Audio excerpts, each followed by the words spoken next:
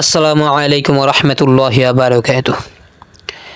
আজকের দিনটা আমাদের জন্য ছিল অনেকটাই আনন্দদায়ক, কেননা প্রতি বছর নিয়ে আজকে আমরা আমাদের গ্রামে যুব সমাজের উদ্যোগে ইফতার মাহফিলের আয়োজন করেছিলাম। আমরা প্রতি বছরই মূলত এই আয়োজনটা করে থাকি, আর এটা আমরা রমজানের শেষের দিকে করি, যেহেতু আমাদের যুব সমাজের অনেক লোকেই চাকরি করে বাইরে থাকে, তারা আসলে মূলত আমাদের আয়োজনটা করা হয়। তাই আমরা মূলত ডেটটা রমজানের শেষের দিকে রাখি।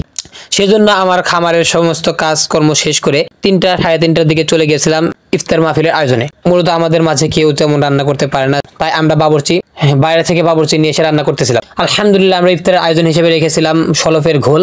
এটা মূলত বাংলাদেশের মধ্যে একটা বিখ্যাত ঘোল, সেজন্য আমরা সেটাই রাখার চেষ্টা করেছিলাম। এটা প্রায় মানুষেরই পছন্দর। তার সাথে ছিল চিরা, সাথে কলা, খেজুর ইত্যাদি, সাথে ঠান্ডা শরবত ছিল।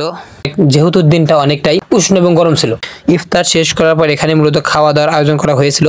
তাই সবাই নামাজ কালাম শেষ করে আবার পুনরায় পূর্বে এখানে এসে বসে যায়। এরপর আমরা এখানে ভাত, ডাল এবং গোস্তের ব্যবস্থা করেছিলাম। আলহামদুলিল্লাহ, সেগুলো পরিবেশন করতেছিলাম।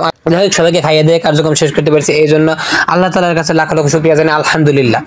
সবাইকে খাওয়া দাওয়া শেষ করার পরে আমরা সবাই, আমাদের মধ্যে যারা সদস্য ছিল তারা সবাই কাজকর্ম শেষ করে নিজেরা কিছু খানাপিনা করতেছিলাম। আলহামদুলিল্লাহ, খানাপিনা শেষ করে আরো অনেক কাজ রয়েছে, যেমন যেহেতু আয়োজনটা আমাদেরই ছিল, তাই কাজকর্মটা আমাদেরকেই করতে হবে, এটাই স্বাভাবিক।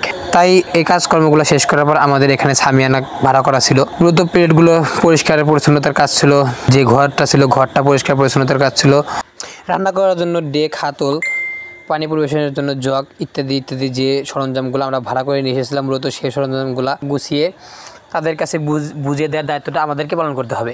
যেহেতু আমাদের মধ্যে প্রায় মানুষই চাকরি করে, সেজন্য সবাই একটু বাড়িতে কাজের ব্যস্ততা থাকবে, এটাই স্বাভাবিক। যাই হোক, সকল কাজকর্ম শেষ করে সবাই যার যার মতো বাড়ি চলে যায়। যেহেতু কালকে ঈদ উল ফিতর, সবাইকে ঈদের শুভেচ্ছা জানাই। ঈদ মুবারক। সবাই আমাদের জন্য দোয়া করবেন এবং এই অনুষ্ঠান যেন আমরা প্রতি বছরের ন্যায় সামনেও করতে পারি, সেজন্য সবাই দোয়া করবেন। আসসালামু আলাইকুম ওয়া রাহমাতুল্লাহি ওয়া বারাকাতুহু।